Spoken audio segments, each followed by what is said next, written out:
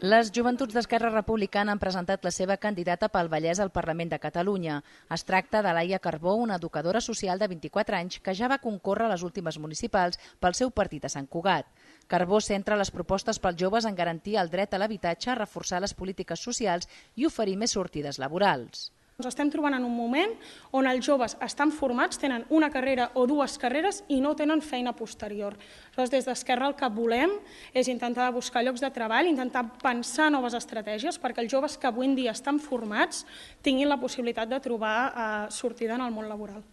La candidata llença un missatge a les altres opcions independentistes que han sorgit els darrers mesos. El camí cap a l'estat propi no és tan fàcil com sembla.